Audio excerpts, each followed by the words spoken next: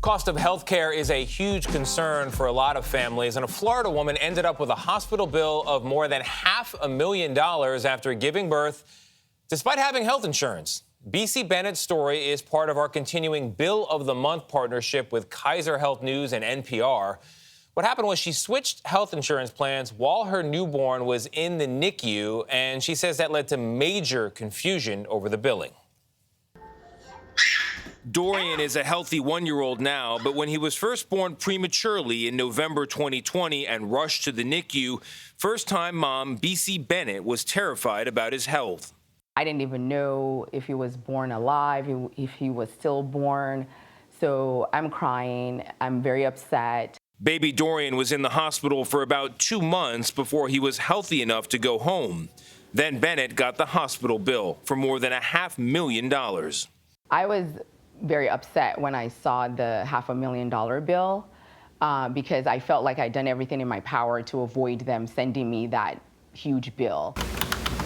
She had picked a hospital that was in-network for her United Healthcare insurance. But in January 2021, while her son was still in the NICU, her employer changed health plans to UMR.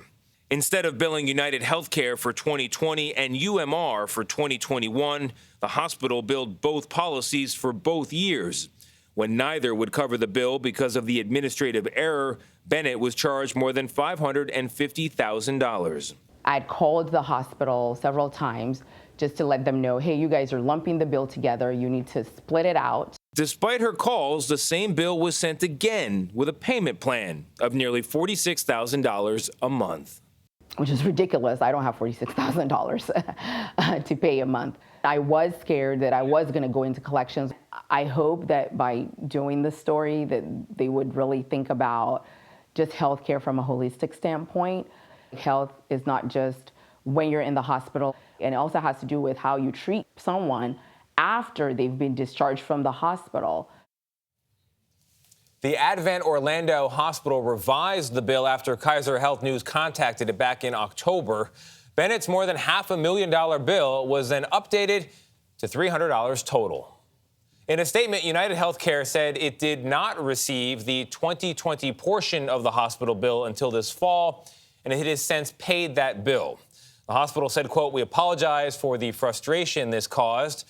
For future patients like Mrs. Bennett, who may experience a change in insurance during their treatment, this case allowed us to identify opportunities within our system to improve the billing and communications process," close quote. Okay, that's good. It's an opportunity. The editor-in-chief of Kaiser Health News, Dr. Elisabeth Rosenthal, joins us now. Doctor, good morning to you.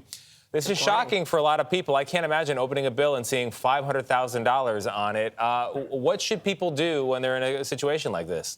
Well, the problem here is that when there's a snafu or a disagreement between providers, the patients are left holding the bag. And, this was not resolved till nearly a year later after we called. And the weird thing is the ACA, the Affordable Care Act, said that patients had to be offered financial assistance. And many hospitals have these payment plans, but they're often automated. So, if you take a bill of $550,000 and divide it by 12 and get $46,000 a month, that's absurd. That's absurd. They should be embarrassed by that. It is a big number, pretty eye-catching. I don't know who can pay $46,000 a month. So you say it's the responsibility of patients to track down these double billings or misbillings and then sort it out. So is the advice just to make a lot of phone calls, write a lot of emails? Well, BC did everything in her power, as she said. And I think what people need to understand is the end of the year, the changeover of the year is a perilous time for patients. Healthcare has kind of a Y2K problem. Your deductible resets, your plan may change, the provider network may change. So you have to have your antenna up for all of those things possibly. And the problem is computer systems are not very good at kind of saying, oh, yeah, we understand what happened here. BC was. So what I suggest is, first of all, don't pay the $46,000 a month, even if you have it, which most people don't. The second thing is go to your HR department because your company has much more leverage with these insurers than you do individually. And last of all, try and send that payment plan to the hospital CEO and say, really? You expect people to pay this? And if I all like else that fails, advice, come to bill of the month. Come to bill of the month or contact Anna Werner. Those are my two options for sure. Yeah, you can't deal with a computer. The computer doesn't care. You got to deal with a person if you can. Dr. Rosenthal, thank you very much.